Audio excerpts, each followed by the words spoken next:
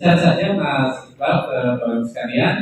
Nah, saya hanya ingin nanti Bapak dan Ibu dapat satu pengalaman saja atau satu inspirasi yang kira-kira akan memacu tentang apa yang akan Bapak Ibu lakukan di daerah nanti terhadap 3 persoalan ini dan semuanya ini jadi program prioritasnya di Kemdikbud.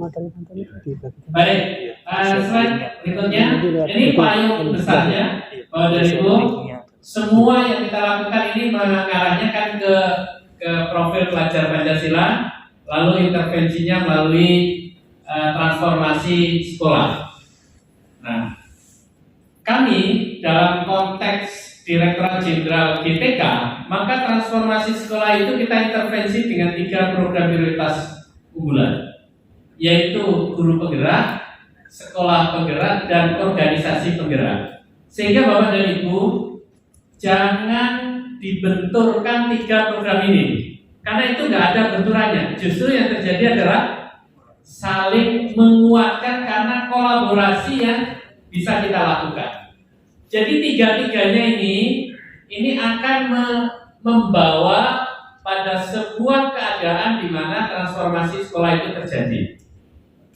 Guru penggerak kita intervensi melalui peningkatan kompetensi gurunya. Nah, sekaligus kita siapkan dia jadi pemimpin pembelajarannya, calon kepala sekolah, calon pengawas dan sebagainya. Nah, nanti ada panjang. Sekolah penggerak kita intervensi melalui kepala sekolahnya yang dia kita pilih adalah kepala sekolah yang berkarakter guru penggerak. Jadi kalau guru penggerak kita siapkan dia menjadi kepala sekolah agar dia menjadi kepala sekolah penggerak. Jadi nanti ke depan semua sekolah, semua satuan pendidikan yang kepala sekolahnya itu berasal dari guru penggerak, maka itu adalah sekolah penggerak. Itu transformasi sekolahnya. Sedangkan program sekolah penggerak adalah program yang diintervensi pada satuan pendidikan yang kepala sekolahnya dipilih dan dibekali dia menjadi pimpinan sekolah yang berkarakter guru penggerak. Nah, ini kan agak kebalik-balik ya. Kok kepala sekolah tapi berkarakter guru penggerak. Bahwa itu satu hal transformasi pendidikan yang kita lakukan adalah menggunakan pendekatan perubahan kapasitas SDM-nya. Jadi yang kita inginkan kepala sekolah itu bukan kepala sekolah yang jago dalam hal administrasi dan manajerial, tetapi kita ingin kepala sekolah yang dia adalah pemimpin pembelajaran. Gitu. Jadi kata kuncinya ada di instructional leader, pemimpin pembelajaran. Makanya karena kepala sekolah itu nggak mungkin kita hentikan dari kepala sekolah akan menjadi guru lalu kita seleksi menjadi lewat pintu guru penggerak, nggak mungkin itu. Maka pada saat seleksi calon kepala sekolah penggerak, kita tidak semata-mata hanya melihat karakter kepala sekolah itu sebagai seorang administrator atau manajer, tetapi justru yang kita pilih adalah kepala sekolah yang mumpuni, yang kompeten, yang kuat dalam hal pembelajaran. Makanya kan seleksinya ada simulasi mengajar. Wawancaranya yang kita dalami itu bukan wawancara dia sebagai sosok seorang kepala sekolah, karena itu sudah selesai. Ketika dia diangkat menjadi kepala sekolah, dia kan sudah diklat calon kepala sekolah. Jadi kepemimpinan dalam aspek manajerial dan administrasinya sudah selesai dengan diklat calon kepala sekolah. Yang belum aspek pembelajarannya. Nah, makanya harapannya kalau ini guru penggerak diintervensi dengan program yang kita siapkan menjadi guru profesional sekaligus menjadi pemimpin pembelajaran, maka yang kepala sekolah ini kita pilih dia yang sudah sebagai kepala sekolah, tetapi kepemimpinan pembelajarannya yang kita latihkan. Sehingga nanti kalau itu ibarat perjalanan gitu, pada posisi yang dituju ini akan sama-sama ketemu bahwa ini adalah kepala sekolah yang kemudian menguat persoalan pembelajarannya, sedangkan yang guru ini dia menguat pembelajarannya dan dia bisa menjadi kepala sekolah. Nah, nanti dari intervensi program guru penggerak, program sekolah penggerak, maka akan tumbuh banyak sekolah-sekolah penggerak. Lalu organisasi penggerak adanya di mana? Nah, organisasi penggerak ini adalah program yang dasarnya adalah kemitraan dan kegotong royongan yang basisnya adalah praktek baik dalam aspek literasi, numerasi, dan karakter. Nah, yang diintervensi dari program sekolah penggerak, program organisasi penggerak itu adalah para guru. Nah, dia akan mendapatkan pelatihan tentang pembelajaran. Lalu para kepala sekolah yang dia akan dapat intervensi tentang manajemen, tentang kepemimpinan pembelajaran, demikian juga dengan para pengawasnya. Nah, sehingga Bapak dan Ibu, dengan program organisasi penggerak itu, kita ingin membantu dinas agar memiliki stok yang banyak terhadap guru-guru hebat. Kalau dia sebagai guru, maka dan dia bisa menjadi guru hebat, harapannya berarti bisa apa?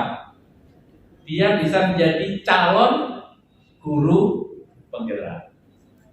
Kalau kemudian sekolahnya diintervensi, kepala sekolahnya meningkat, maka dia bisa menjadi calon untuk kepala sekolah penggerak. Nah itu. Nah yang sekarang ini 3 program ini semuanya berjalan. Yang POP ini menggandeng 139 ormas dengan 156 program yang tersebar di 7.000 satuan pendidikan, sebanyak 50.000 guru dan kepala sekolah mendapatkan intervensi program, dan ini akan dijalankan selama 2 tahun. Dan justru melalui POP ini banyak daerah-daerah yang kita tidak mampu intervensi, seperti yang dari Papua misalkan, ya, kita bekerja sama dengan Yayasan Nusantara Sejati, 155 satuan pendidikan mendapatkan intervensi program dari kita. Lalu ada yang di Kepulauan Talaut dan sebagainya.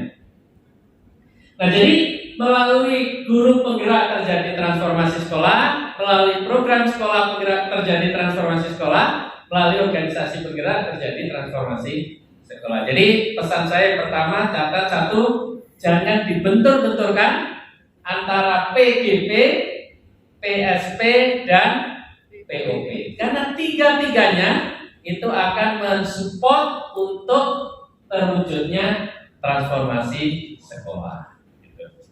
Ya, karena PSP itu kapasitasnya kecil loh Ibu.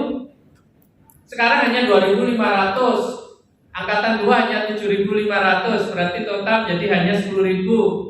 Tahun berikutnya tambah 10.000, berarti hanya 20.000. Jauh dari 348.000 satuan pendidikan yang kita punya. Jauh sekali. Guru penggerak, kita hitung-hitungan kita, baru di tahun 2024 nanti kebutuhan kepala sekolah itu secara nasional tersediakan melalui program guru penggerak. Jadi masih lama, sehingga kita butuh intervensi banyak program. Nah, semuanya ini nanti yang diintervensi itu adalah pembelajaran guru, kepala sekolah, pengawas. Sehingga di bawahnya ini kita untuk transformasi pendidikan guru nanti ada PPG Prajabatan model baru yang nanti akan saya jelaskan setelah 2 atau 3 slide dari setelah ini. Lalu yang sekarang masih jadi PR itu balai guru penggerak. Mudah-mudahan ini juga bisa segera terrealisir Bapak Ibu. Balai guru penggerak itu sebenarnya wadah komunitas praktisi kita. Jadi kalau sudah ada guru penggerak, kan mereka harus membentuk ekosistem belajar. Ada kepala sekolah penggerak, dia harus membentuk ekosistem belajar. Rumahnya mana? Rumahnya di balai guru penggerak. Nah ini mudah-mudahan kita cekkan tahun 2022 sudah eksis. Nah kalau eksis nanti teman-teman di dinas itu bisa kontrol lewat aktivitas di Balai Guru Penggerak. Karena di situ orang-orang yang sudah kita intervensi dengan 3 yang di atas tadi, PGP, PSP, dan PUP, nah dia akan membentuk komunitas belajar. Nah, apakah kemudian dengan tiga program prioritas yang kita jalankan itu sudah cukup untuk transformasi sekolah? Tidak. Makanya di sisi kiri itu ada transformasi tata kelola guru dan tenaga kependidikan. Nah, ini sebentar lagi Bapak dan Ibu akan terbit Permendikbud tentang jabatan fungsional guru yang di dalamnya mengatur bahwa untuk pemenuhan kepala sekolah harus dipenuhi dari guru penggerak. Dalam hal belum diatur, dalam hal guru penggerak belum tersedia, maka bisa diangkat dari guru yang sudah memiliki sertifikat dari diklat calon kepala sekolah. Dalam hal guru penggerak belum ada, CKS-nya belum ada, maka bisa diangkat diangkat PLT dari guru yang menjadi anggota komite pembelajaran. Nah, kita sebentar lagi insya Allah keluar tentang bagaimana kita mengatur pembinaan karir para guru. Lalu rekrutmen. Nah, ini kan sekarang ini dilakukan rekrutmen honorer menjadi ASN P3K. Kalau ada honorer masuk menjadi guru, kan terpikir oleh kita, berarti ada tambahan pekerjaan untuk sertifikasi pendidik, PPG dalam jabatan. Nah, inilah yang menjadi penyebab kenapa PPG dalam jabatan itu nggak pernah tuntas, nggak pernah selesai. Undang-undangnya bilang, PP 74-nya bilang bahwa terakhir itu 2015. Tapi saya menjadi direktur di GTK itu tahun 2018. Kemudian dan langsung ngurusin PPG Daljab. Nah, terakhir sekarang ini saya masih ngurusin PPG Daljab. Tapi jumlah guru yang tersertifikasi itu dari 2018, 2019 ke 2020 sampai sekarang 2021, sebentar lagi berakhir untuk angkatan yang keempat. Jumlah guru yang tersertifikasi itu nggak nambah. Padahal setiap tahun saya melakukan PPG dalam jabatan 40.000, kemudian di 2020 juga 39.000, sekarang 64.000. Tapi jumlah guru yang tersertifikasinya turun. Kira-kira apa jawabannya, Bapak Ibu? Atau tahu penyebabnya? Karena yang PPG dalam jabatan tidak sebanyak dari jumlah guru yang pensiun. Jadi kalau kita PPG dalam jabatan terus, sementara yang menjadi guru kita biarkan dia belum bersertifikasi pendidik, ya tidak akan pernah tuntas. Seperti sekarang nih, kita buka formasi 500.000, masuklah dia menjadi guru. Berapa yang bersertifikasi pendidik? Enggak ada 50.000. Nah, makanya 450.000 ya terus saja menyebabkan jumlah guru yang belum tersertifikasi itu kisarannya masih di angka 1,6 juta.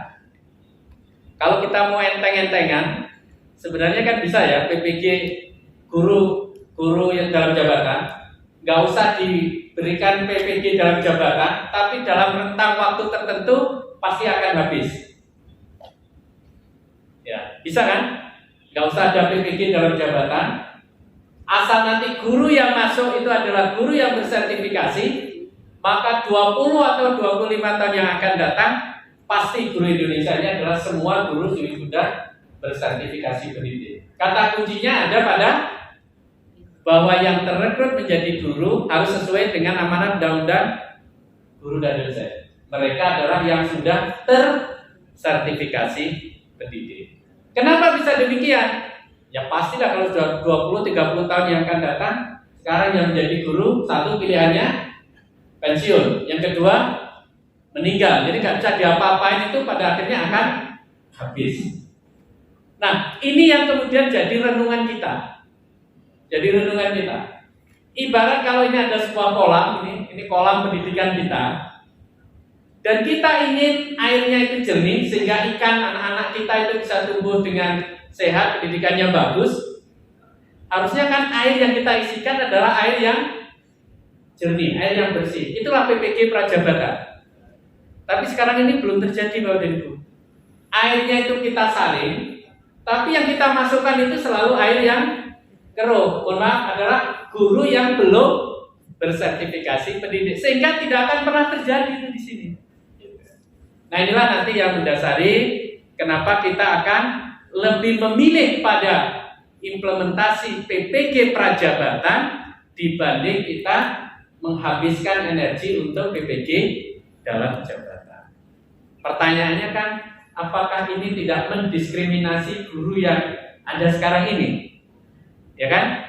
Apakah akan kita biarkan selamanya dia menjadi guru tanpa menjadi guru yang tersertifikasi? Nah, kembali bahwa guru penggerak adalah program prioritas yang kita harapkan bisa menjadi solusi untuk transformasi sekolah.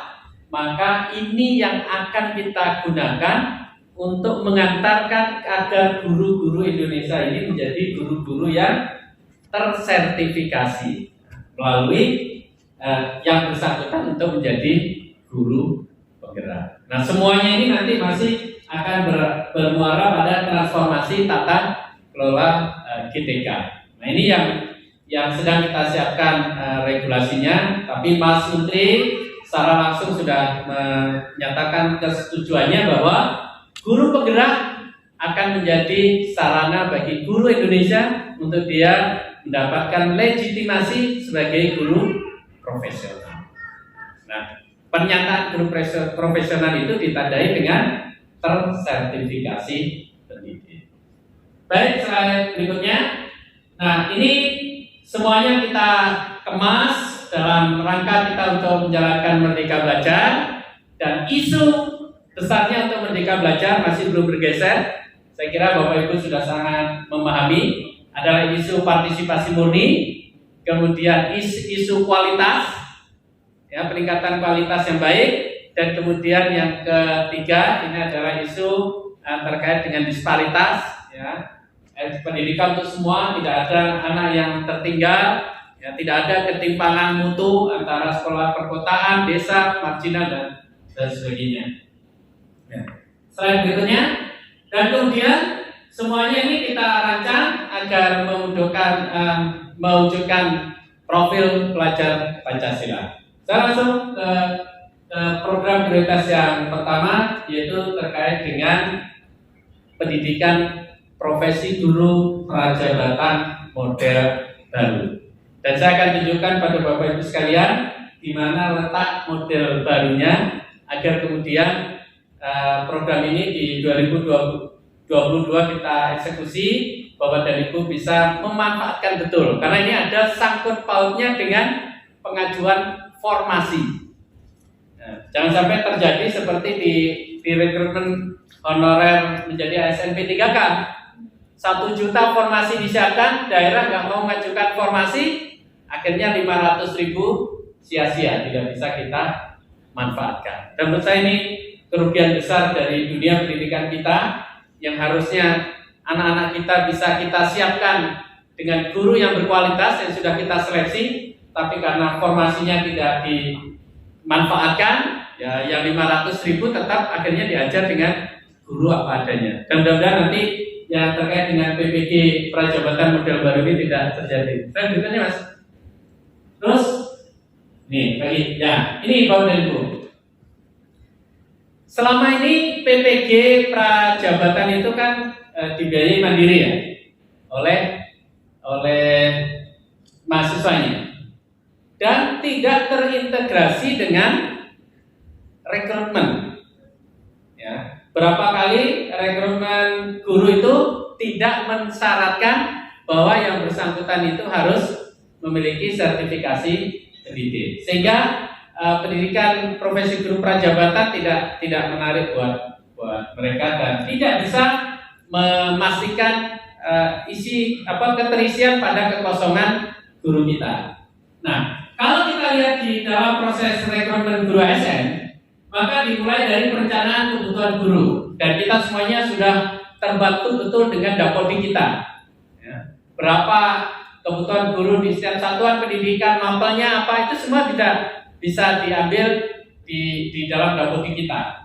Nah, termasuk dalam konteks ini nanti Bapak Ibu yang harus perjuangkan itu adalah kebutuhan guru untuk anak-anak disabilitas kita, baik yang ada di SLB maupun yang ada di sekolah reguler. Ya, peraturannya sudah mewadahi. Kalau kita lihat di Undang-Undang Disabilitas itu sudah ada yang bisa kita gunakan, bahwa kalau ada anak disabilitas di sekolah itu, maka kewajiban dari satuan pendidikan untuk menyiapkan guru pembimbing khusus. Dan nanti ini harus bisa kita manfaatkan betul. Kita perjuangkan betul bagaimana ada formasi untuk layanan bagi anak disabilitas yang ada di sekolah reguler. Jadi jangan lupa, jangan hanya berpikirnya yang ada di SLB, lalu kita tidak memperhatikan yang di sekolah inklusif. Pengajuan formasi, berapapun yang kita buka, kalau daerah itu nggak mengajukan formasi, itu suara kita nggak didengar. Jadi hilangnya 500.000 formasi honorer jadi SMP 3K itu ya karena daerah tidak mengajukan. Termasuk yang kemarin di Provinsi Jambi itu, satu provinsi dengan seluruh kabupaten kotanya itu nggak ada rekrutmen ASN jadi honorer P3K. Dan meskipun honorer di sana teriak-teriak, kita tetap nggak bisa mengajukan formasi karena daerahnya nggak mengajukan. Nah, ini nanti tolong dikawal betul.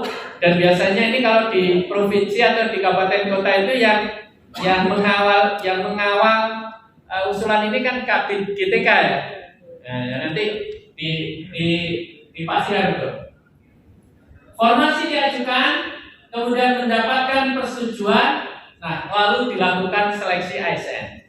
Kami sudah berdiskusi dengan Kemenpan RB, dengan BKN, bahwa untuk seleksi menjadi guru harus berbeda dengan PNS lainnya atau ASN lainnya. Karena apa?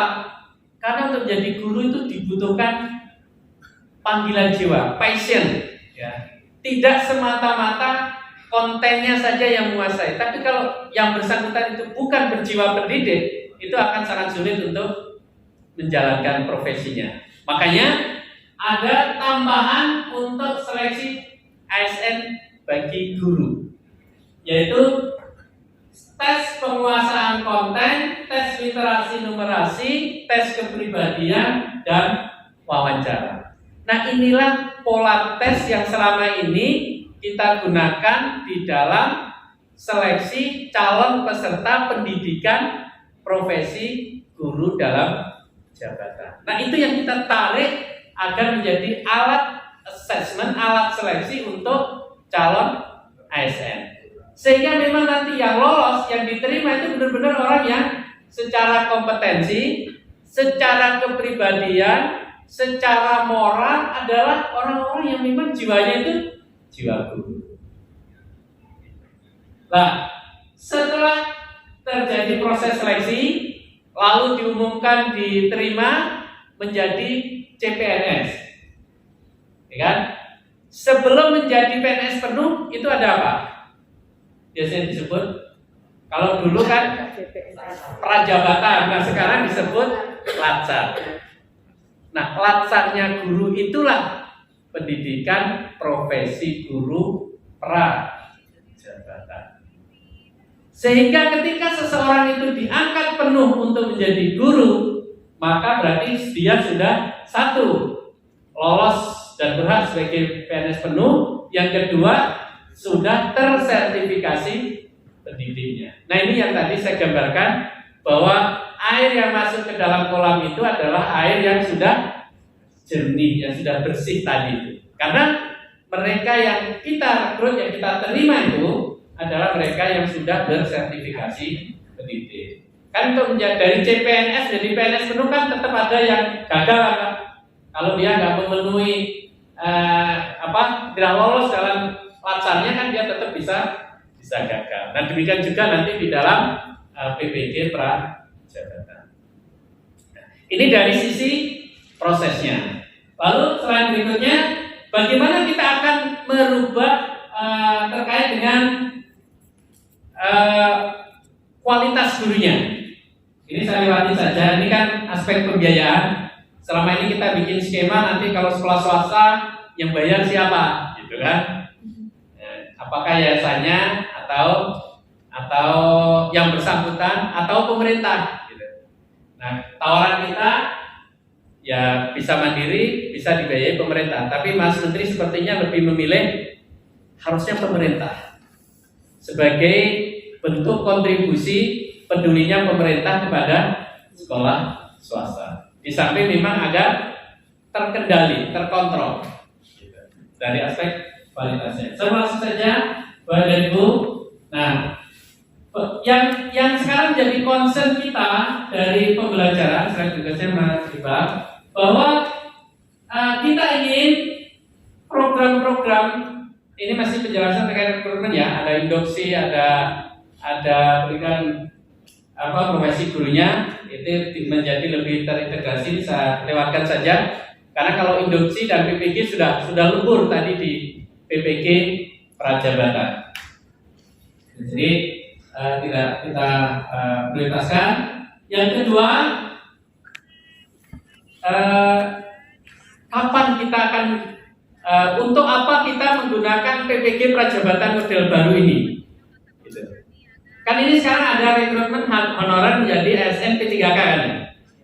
Nah ini adalah mekanisme untuk memenuhi kebutuhan guru pada tahun 2021,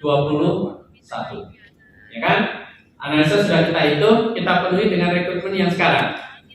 Nah, yang PPG Prajabatan model baru akan kita gunakan untuk mengisi kekosongan guru yang ditinggalkan karena pensiun. Make sense kan Bapak dan Ibu? Hari ini kursi itu masih penuh, belum terisi karena yang bersangkutan belum pensiun. Jadi yang terisinya adalah yang memang sudah diduduki oleh honorer itu. Kita belum bicara yang pensiun, sehingga belum perlu dilakukan rekrutmen yang terintegrasi dengan PPG Prajabatan model baru itu.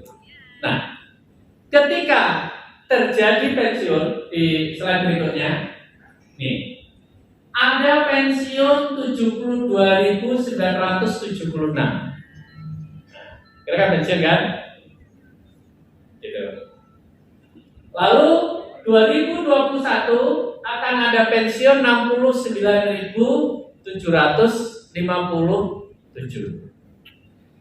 Artinya kalau sekarang rekrutmen yang 1 juta guru itu sudah dilakukan, pada akhirnya pada tahun 2021 itu akan tetap terjadi kekosongan guru kita sebanyak 69.000 itu. Tahun 2022 akan terjadi kekosongan sebanyak 77.000 dan seterusnya.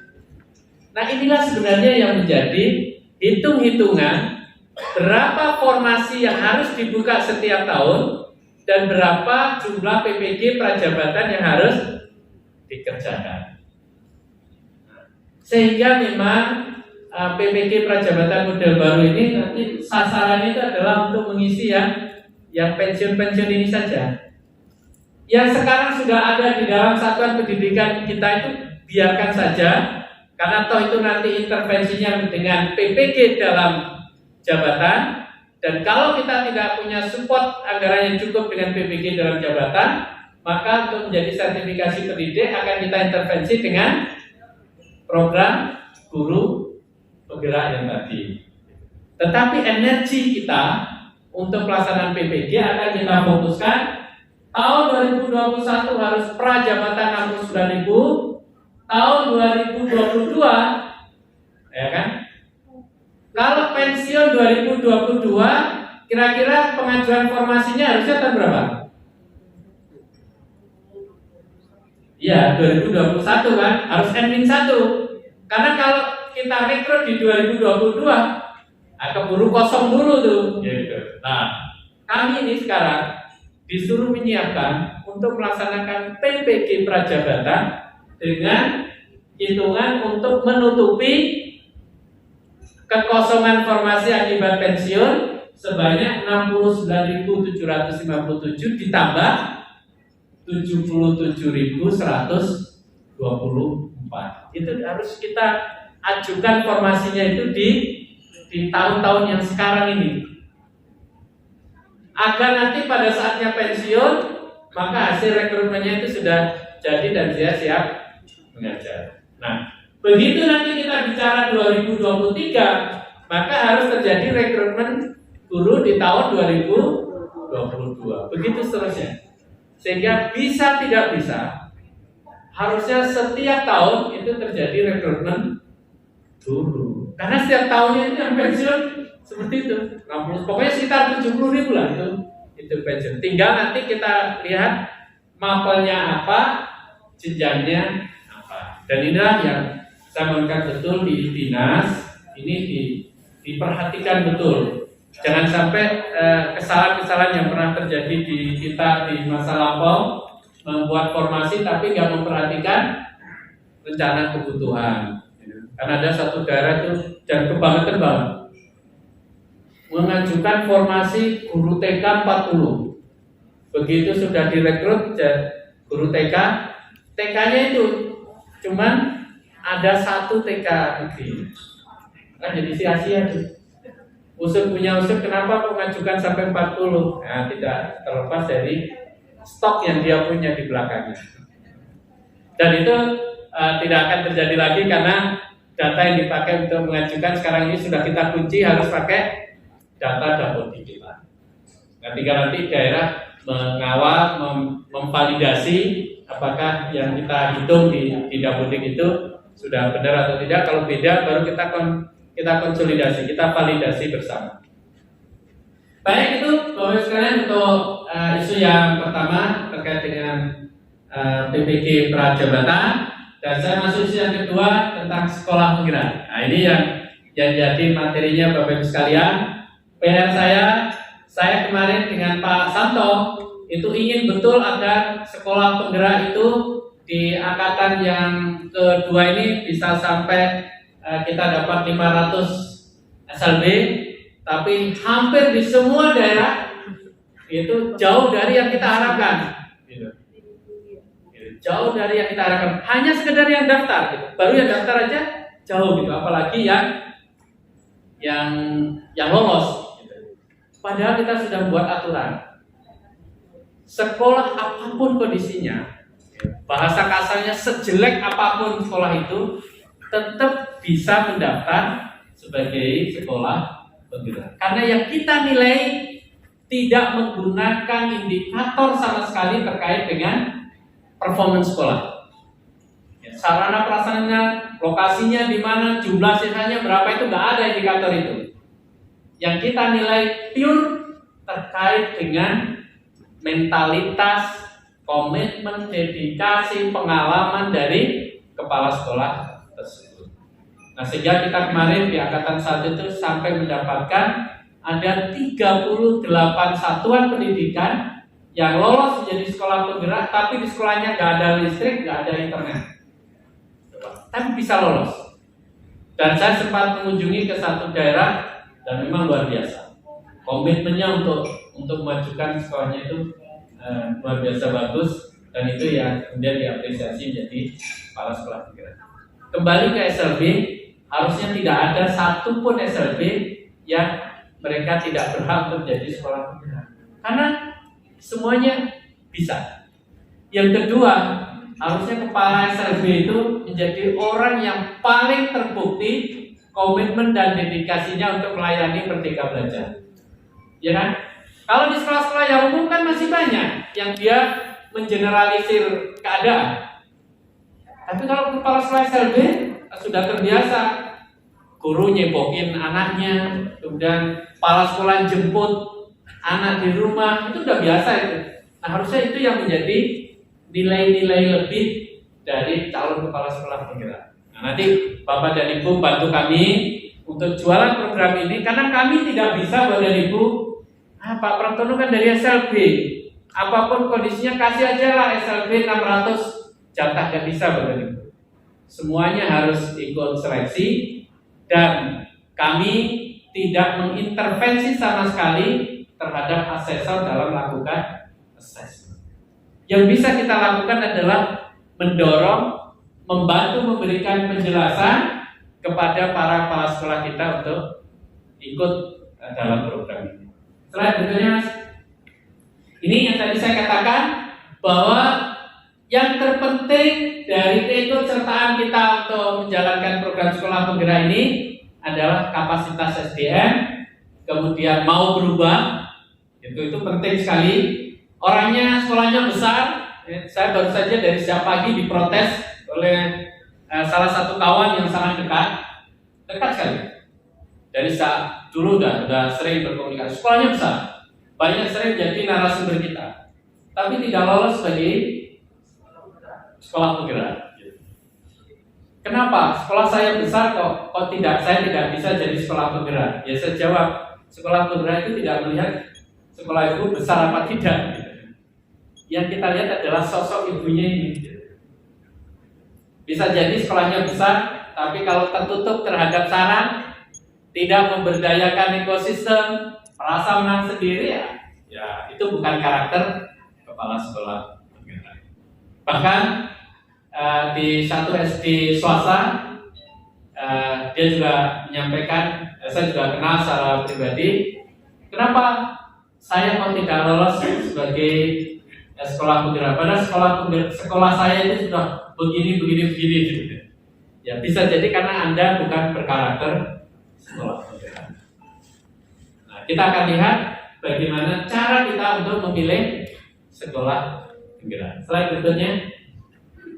Bapak dan Ibu, melalui program ini kita ingin menjadikan sekolah-sekolah kita punya standar capaian hasil belajar yang tinggi, ya. Jadi kita tidak pernah puas kalau kemudian kepala sekolah saya yang penting mencapai standar minimal belajar, bukan itu. Tapi kata kuncinya adalah setiap anak belajar secara optimal.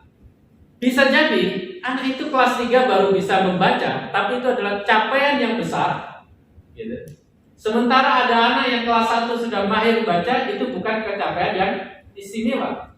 Tergantung pada bagaimana upaya guru untuk menumbuh kembangkan anak tersebut sehingga bisa berkembang secara pesat dengan intervensi belajar yang dia lakukan. Makanya kan kita selalu dorong untuk setiap guru itu bisa melaksanakan pembelajaran yang berpihak pada murid, teaching at the right level. Kalau kita bicara itu kan sebenarnya guru SLB itu yang harusnya pinter kan. Jadi itu saya sangat nyesek juga kalau banyak guru SLB kok nggak bisa lolos jadi guru penggerak.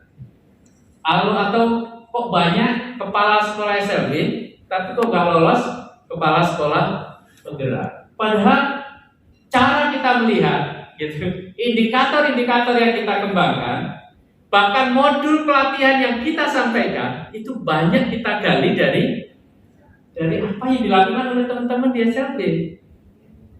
Karena sejatinya Merdeka Belajar itu ya semangat layanan yang ada di SLB itu, semangat inklusif itu kan selalu kita sampaikan kan. Apa sih kata kunci Merdeka Belajar itu? Kata kunci Merdeka Belajar adalah anak-anak bahagia di sekolah. Ya, bahagia gitu. Kalau anak-anak bahagia, intervensi belajar itu semua masuk. Anak tidak tertekan. Bagaimana agar anak tidak tertekan? Ya ajar aja sesuai dengan kemampuannya. Gitu. Teaching at the right level. Yang pintar diajar lebih cepat, yang lambat diintervensi sesuai dengan kemampuan. Itu dunia kita. Ya. Gitu. Nah, lalu pembelajaran berpusat pada murid. Nah, ini kalau yang terakhir ini kata kuncinya ada di refleksi, evaluasi dan refleksi. Nah, sebenarnya teman-teman di SLB itu coba kalau kita lihat ya, ada orang tua datang dengan anaknya, lakukan identifikasi. Kan setelah diidentifikasi diduga ada layanan khusus atau kebutuhan khusus. Lanjutkan dengan assessment, sehingga kemudian bisa disusun rancangan pembelajarannya. Nah, ini kan assessment diagnostik, gitu kan? Nah, itu yang ingin dibiasakan, gitu. Jangan kalau guru itu ngajar langsung prak, nggak pernah tahu bagaimana kesiapan anak-anak kita. Jadi sebenarnya Merdeka Belajar itu membumikan apa yang sudah biasa kita lakukan agar itu terlayani bagi semua anak-anak kita. Saya betulnya, Mas. Nah, profil pelajar Pancasila yang kita capai dengan sekolah penggerak ini, maka kita lakukan dengan mengintervensi sekolah tersebut dengan 5 program. Ya. Yang pertama, pendampingan konsultatif dan asimetris. Saya kira ini perannya Bapak dan Ibu di dinas, ya. Dan angkatan 1 dan 2 itu penuh dengan dinamika di dinas, berlomba-lomba untuk menjadi sasaran program, ya kan? Makanya kemarin 111, terus sekarang ditambah 139 sehingga jadi 250. Tapi angkatan 3 yang sebentar lagi akan kita mulai di Januari, karena ini angkatan 2 sekarang sudah selesai ya, kami sudah tutup pendaftarannya, dan nanti di tanggal 12 Desember akan kita umumkan hasilnya yang 7.500 itu pada sekalian. Nah, itu sebelumnya didahului dengan pendampingan konsultatif dan asimetris ini, ya, mendorong, mengajak kepada Pemda, ayo mana kamu yang siap untuk menjalankan program sekolah penggerak itu. Tapi nanti di angkatan 3 akan kita implementasikan semua. Ya. Mau daerahnya siap tidak siap, kita akan jalankan. Tetapi kalau daerah itu menyatakan tidak mau menjalankan program sekolah penggerak, maka kita juga akan tinggalkan, nggak akan dipaksakan. Karena ini nggak akan jalan dengan baik kalau daerahnya itu ownership kepemilikannya terhadap program itu lemah. Nah, jadi ini kita siapkan. Nah, yang atas ini program-program intervensi yang kita berikan. Tetapi dari keempat program ada penguatan SDM sekolah, pembelajaran dengan paradigma baru, perencanaan berbasis data, digitalisasi sekolah. Maka yang menjadi pokok dari semua intervensi ini adalah penguatan SDM sekolah. Jadi jangan kita dorong sekolah itu, kepala sekolah itu untuk menjadi sekolah penggerak kalau mindset yang dia bangun akan mendapatkan bos kinerja, akan mendapatkan bantuan sekolah. Kami di asesor, kalau tahu niatnya kepala sekolah itu seperti itu, kita tidak butuh orang-orang yang seperti itu. Tetapi yang kita butuhkan adalah spirit, semangat, komitmen untuk berubah. Jadi cara kita mengkomunikasikan ke sekolah itu, kenapa Bapak dan Ibu program sekolah penggerak itu bukan berbasis proyek, sehingga tidak ada bantuan, maka kalau SDM-nya itu berisi orang-orang yang hebat, orang-orang yang mau belajar, maka insya Allah perubahan itu akan tetap terjadi. Sehingga kalau kita ada keluhan, saya belum memulai program sekolah penggerak karena buku teksnya belum diterima. Nah, ini salah assessment. Saya belum menjalankan program sekolah penggerak karena tidak menerima bos kinerja. Ini salah. Kita tinggalkan yang seperti itu. Lebih baik kita jalan dengan apa adanya, tetapi di dalamnya berisi orang-orang yang secara mindsetnya itu siap untuk melakukan transformasi. Dan ini yang harus kita tekankan. Pengalaman di SLB itu sebenarnya sangat luar biasa ya Bapak Ibu. Banyak guru-guru kepala sekolah kita itu melayani anak-anak itu tanpa ada yang harus dibayar. Mereka memberikan layanan dengan sekolah harus kalau dulu ada istilah di kandang ayam, di garasi gitu. Tapi tetap anak-anak itu bisa belajar. Jadi penguatan SDM. Dan siapa yang kita intervensi? Nanti silakan Mas di slide berikutnya. Nah ini, yang kita intervensi adalah semua aktor pendidikan di situ. Jadi Bapak dan Ibu, kalau saya ini sebagai seorang kepala sekolah, lalu saya lolos dalam seleksi sehingga sekolah saya menjadi sekolah penggerak, sesungguhnya di belakang saya ini membawa penumpang yang banyak. Satu, pengawas. Ini pengawas ini dienakkan betul oleh sekolah penggerak. Nggak ikut seleksi apa-apa gitu. Kalau kepala sekolahnya berhasil lolos, pengawasnya ikut nebeng. Yang kedua, guru. Mau di situ ada guru penggerak, tidak ada guru penggerak, sekolah penggerak yang terpilih, maka semua gurunya itu akan dilatih. Baik yang mengenai skema komite pembelajaran maupun yang melalui skema in-house training. Dan ini sudah kita lakukan dengan pola dukung 72 JBR, dan kita setelah pelatihan itu yang kita tanamkan betul adalah intervensi yang kedua agar sekolah itu bisa melaksanakan pembelajaran dengan paradigma baru. Paradigma baru itu tidak sulit, Bapak dan Ibu, justru memudahkan urusan guru. Contohnya ini, saya ini kan sudah 1,5 tahun tidak bisa belajar secara normal, secara reguler, karena kondisi COVID. Terjadilah yang kita sebut dengan learning loss anak-anak itu. Ya, belajarnya nggak jelas, tapi naik jenjangnya pasti. Nah, itu kita rasakan kan? Ya. Bagaimana dengan kemampuan dasar dari anak-anak itu? Pembelajaran dengan paradigma baru memberikan otoritas penuhnya kepada guru untuk menetapkan tujuan pembelajaran sendiri.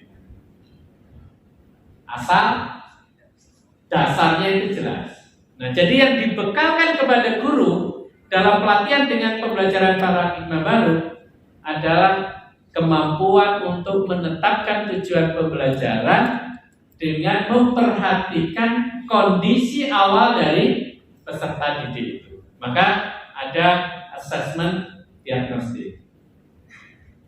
Anak ini sudah kelas 4, diberi tes kelas 3 semester genap, kok hasilnya tidak bagus. Anggapan kita apa? Berarti anak itu belum layak di level kelas 4. Turunkan dengan tes berikutnya, level kelas 3 semester ganjil. Ada yang bagus, ada yang masih belum bagus. Berarti sudah ketahuan oleh kita.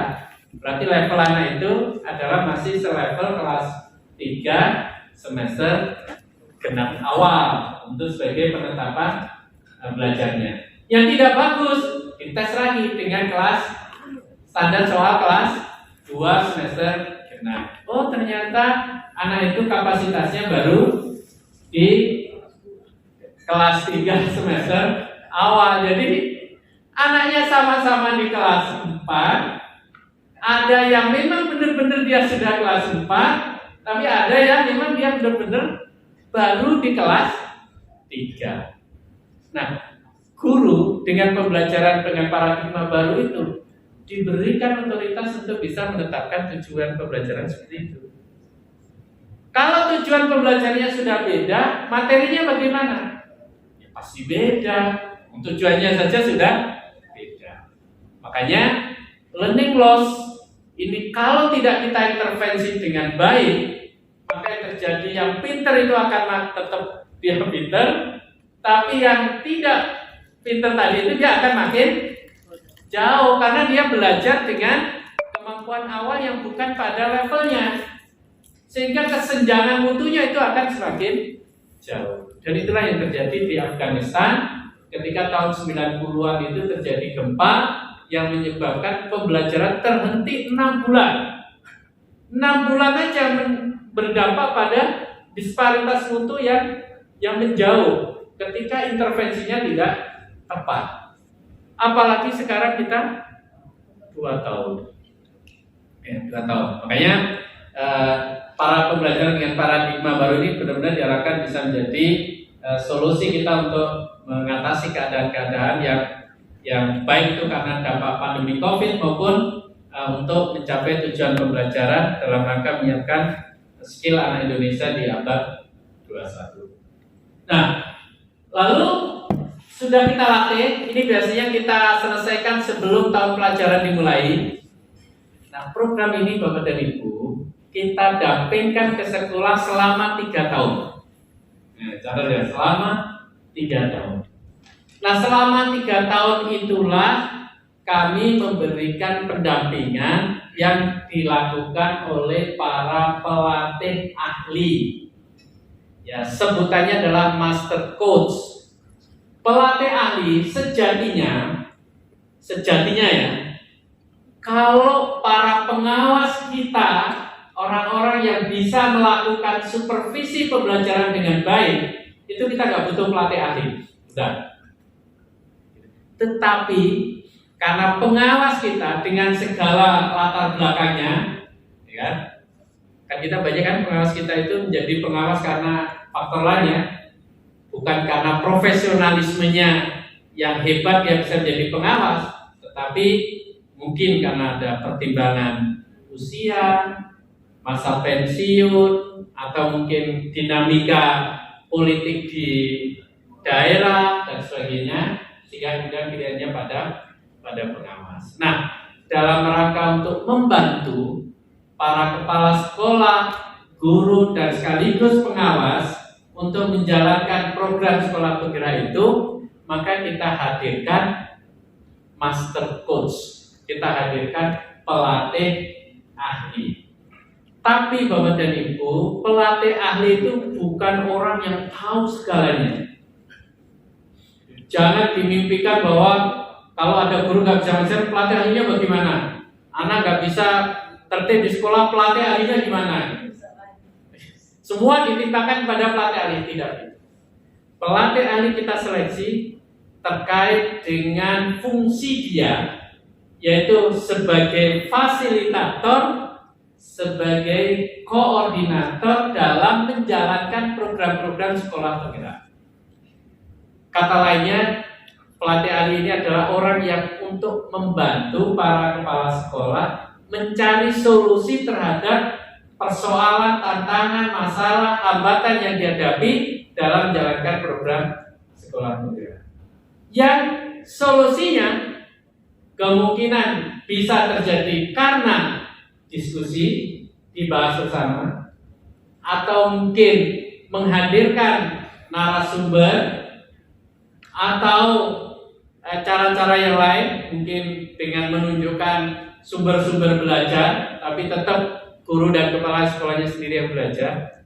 Tetapi pelatih ahli inilah yang akan membersamai para kepala sekolah untuk bisa menjalankan program dengan baik, berdiskusi, melaporkan kepada kami apa hambatan yang dimiliki oleh satuan pendidikan dalam menjalankan program, lalu kami mengintervensi dengan program-program yang memang itu dibutuhkan. Jadi harus pas benar dalam memperlakukan para pelatih hari ini.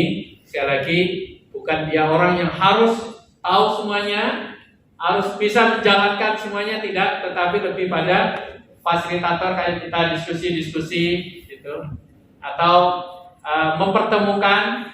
Ya, misalkan ini ada 5 kepala sekolah, gitu. Di sini sekolahnya masalahnya menghadapi guru yang cerewet, di sana menghadapi guru yang malas mengajar karena masalah keluarga, di sana menghadapi guru honorer yang motivasi kerjanya rendah. Seorang pelatih ahli tidak lantas harus beri nasihat, Pak, gurunya yang cerewet harus dilus-lus begini, enggak. Mungkin bisa jadi 5 kepala sekolah itu, sini, ayo kita diskusi. Bapak ini punya masalah, saya itu sedang menghadapi guru yang sangat cerewet sekali. Ini guru yang cerewet, oh saya punya pengalaman. Dulu guru saya sangat cerewet, saya begini, maka Bapak ini bisa mengambil cara atau model yang sudah didapatkan. Nanti ada masalah yang lain lagi, mungkin ditawarkan yang ini. Ada yang punya pengalaman seperti ini, kita bahas terus. Nah, itulah peran pelatih. Jangan semuanya ada guru tidak bisa bikin soal, pelatih ahli tolong ini ajarin guru ini tidak bisa bikin soal. Nah, tidak harus seperti itu. Ini masalahnya apa? Tidak bisa bikin soal. Soal apa? Soal matematika. Di sana permasalahannya, oh udah ada guru matematika pintar bikin soal. Tolong diajari. Kita temukan diskusi. Masalahnya apa? Ketemu antara guru yang tidak bisa bikin soal, lalu ketemu dengan guru yang pintar bikin soal. Di situ terjadi diskusi. Itulah peran pelatih. Jadi simpelnya bahwa pelatihan ini adalah kawan diskusi, ya, kawan yang bersama untuk bisa mencari solusi terhadap persoalan-persoalan kita. Nah lalu itu kita berikan selama 3 tahun, dan Bapak Ibu, sekolah penggerak itu bukan konsep yang sudah sempurna, gitu ya. Jangan bayangkan bahwa kalau ini ibarat sebuah bangunan, itu sudah kelihatan bentuknya, oh ini mahkota bangunannya, ini ruang tamunya yang mewah, ini kolam renangnya. Tidak. Sekolah penggerak ini adalah sebuah bangunan atau proses pendidikan yang sedang berjalan. Gitu. Nah, karena ini sebuah proses yang sedang berjalan, maka perbaikan akan terus kami lakukan. Contohnya, kemarin ada masukan ke kami, Bapak kepala sekolah yang sudah mengikuti pelatihan komite pembelajaran masih kebingungan di lapangan menjalankan programnya. Lalu kita eksplorasi. Masalahnya apa? Sampailah kepada kami, ada instruktur yang belum clear betul dalam menjelaskan tentang misalkan konsep visi guru penggerak. Oh, kalau masalahnya itu, maka kita berikan penguatan pelatihan bagi para instruktur. Kami lakukan. Bahkan kemarin setelah 1 periode kita gunakan modul pelatihan untuk guru penggerak ini, untuk sekolah penggerak ini yang 72 JPR, kami banyak sekali dapatkan masukan. Modul pada halaman sekian sulit dipahami, modul yang begini enggak tepat, lupa dan sebagainya. Kami sekarang ini sudah menyelesaikan revisi modul untuk diklat komite pembelajaran program sekolah penggerak angkatan yang kedua berdasarkan pengalaman dari angkatan 1. Poinnya Bapak dan Ibu, jikalau di lapangan Bapak dan Ibu menemukan hambatan, kendala, persoalan, jangan segan-segan untuk sampaikan masukan itu ke kita, dan Bapak Ibu punya sarananya. Jadi kita punya PMO, ada di sekolah, kemudian naik di tingkat kabupaten kota, naik di tingkat provinsi, lalu naik ke tingkat nasional. Jadi ada saluran informasi secara berjenjang. Dan kalau Bapak dan Ibu ada di dinas, ingat bahwa kami di pusat ini sifatnya hanya mengintervensi, tapi tanggung jawab sepenuhnya sejatinya ada di Bapak Ibu sekalian. Jadi jangan ada pertanyaan atau keinginan, saya belum terlibat di sekolah penggerak karena saya belum diajak oleh pusat. Nggak usah tunggu diajak Bapak dan Ibu. Program ini miliknya Bapak Ibu sekalian. Silahkan dikontrol, silahkan disupervisi, silahkan didampingi, dan kalau ada temuan-temuan sampaikan ke kita.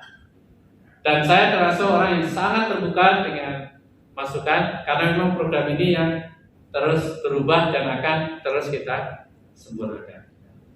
Baik, terus kita sampai jam berapa ya? Ada waktu ya, tidak? Oke. Saya lanjut ini pembelajaran paradigma baru ini yang kita bekalkan kepada Ibu ke kepala sekolah pengawas. Ya, ini ada modulnya. Saya kira kalau Bapak dan Ibu yang bisa melakukan sering-seringlah dikunjungi tuh sekolah-sekolah penggerak itu, diajak ngobrol apa masalahnya, apa tantangannya, apa yang dibutuhkan, kendalanya apa. Makin banyak kendalanya, makin banyak bingungnya kepala sekolah, guru, dan pengawas, itu tanda bahwa obatnya sudah masuk. Jadi kalau ada meriang-meriangnya itu benar sudah benar. Yang sangat kita tidak mau itu kalau kemudian Bapak Ibu tanya, sama saja ya. Nah kalau sama saja itu berarti memang nggak ngerti sama sekali. Jadi kalau dia ada kebingungan, nah itulah sebenarnya intervensi kita sudah kena. Mudah-mudahan kebingungan itu kemudian menjadi dorongan spirit untuk dia terus belajar. Ya, ini yang kita sampaikan di dalam modul 3 modul yang kita siapkan. Kita langsung slide terus. Saya ingin ini perencanaan berbasis data ini belum kita latihkan, Bapak Ibu. Rencana di bulan Desember ini dan kita akan ada pelatihan bekerjasama dengan Pusdatin. Nanti di setiap sekolah penggerak itu kita minta 1 orang dari anggota komite pembelajaran untuk kita latih tentang perencanaan berbasis data. Terus digitalisasi sekolah ini komitmen dari Pak Dasmen dan termasuk di Pak Samto di Direktorat PNPK. Sekolah-sekolah yang terpilih kalau perangkatnya masih kurang maka dia akan diintervensi. Tetapi kalau di sekolahnya sudah tersedia perangkat digital sekolah maka itu tidak diberikan. Jadi sekali lagi kita tidak menggunakan pendekatan bahwa intervensinya berupa anggaran, peralatan dan sebagainya, tapi itu berdasarkan kebutuhan. Yang kita selalu intervensikan ke semua sekolah penggerak adalah penguatan kapasitas SDM. Jadi kalau kita punya nanti angkatan 2 punya 7.500 satuan pendidikan, berarti seluruh kepala sekolahnya dilatih. Seluruh pengawas yang bertugas di 7.500 itu dilatih.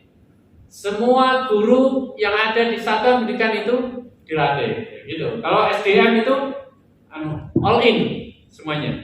Kecuali yang tenaga kependidikan saja yang belum dilatih.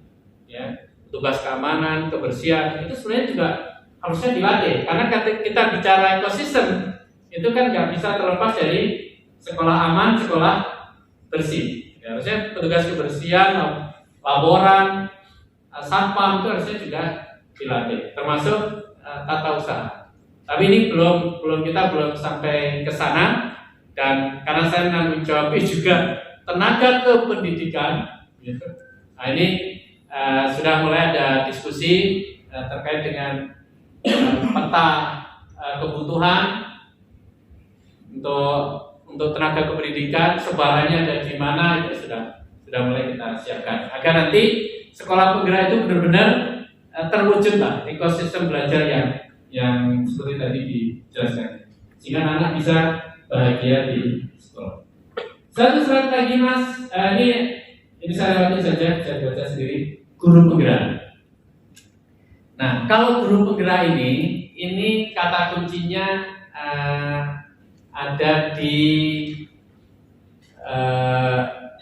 saya sih ingin Bapak dan Ibu itu pokoknya jualan program inilah.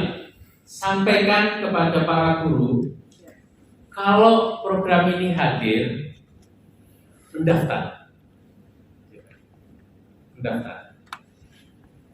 Kemampuan seperti apa nanti urusan kami untuk melakukan proses seleksi. Dan kalau lolos Bapak dan Ibu, kami akan menyiapkan guru tersebut untuk menjadi calon kepala sekolah atau calon pengawas atau calon instruktur pelatihan baik di tingkat kabupaten, kota maupun di provinsi. Jadi peran yang ingin saya dapatkan dari Bapak Ibu sekalian adalah mendorong, memfasilitasi, jangan menghambat. Karena nanti ini yang mendapatkan manfaat itu dari Bapak Ibu sendiri. Kalau Bapak dan Ibu nggak persiapkan betul jumlah guru penggerak, maka nanti Bapak dan Ibu akan kesulitan untuk menyediakan kepala sekolah. Karena nanti gerbangnya itu hanya guru penggerak. Baik, guru penggerak itu yang seperti apa? Lanjut, guru penggerak itu akan kita bentuk menjadi guru yang punya 5 ciri unggul. Yang pertama adalah guru mandiri. Artinya kita tumbuhkan tanggung jawab dan semangat untuk belajar dan terus belajar agar kompetensinya itu meningkat. Lagi Mas? Nih. Yang kedua, kita siapkan agar guru itu mampu melaksanakan pembelajaran yang berpihak pada murid. Sekali lagi, untuk guru-guru SLB selangkah lebih maju untuk berpihak pada murid. Sudah nggak jadi problem. Sudah terbiasa ngajar yang tunanetra caranya begini, ngajar yang tunarungu caranya beda, yang tunagrahita apalagi turunkan grade-nya dan sebagainya, udah jago lah. Itu pembelajaran yang berpihak pada murid. Tinggal semangat dan komitmennya untuk terus belajar. Jangan sampai karena turunnya dimain rendah-rendah, terus guru itu nggak pernah mau belajar, sehingga cara mengajarnya menurun.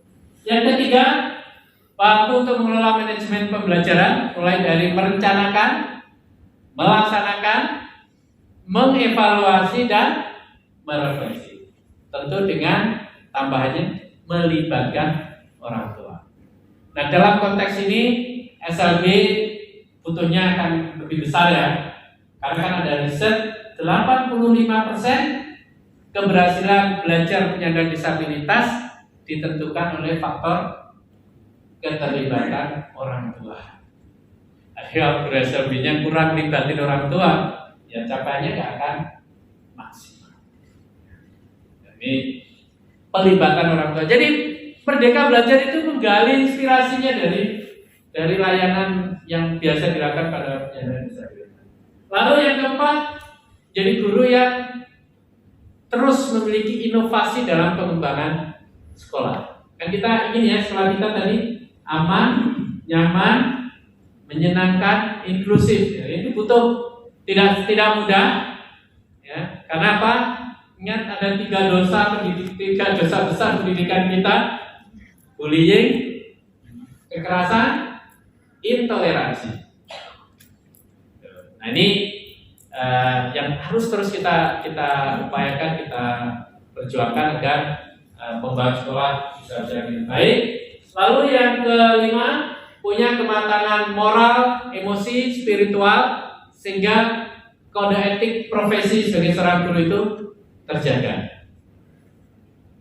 Nah inilah wajah dari guru penggerak yang ingin kita hasilkan. Dan untuk melakukan ini prosesnya sangat panjang dengan pendidikan selama 9 bulan. Tapi sekali lagi program ini selalu tidak tertutup dengan ide-ide perubahan, masukan, revisi dan sebagainya.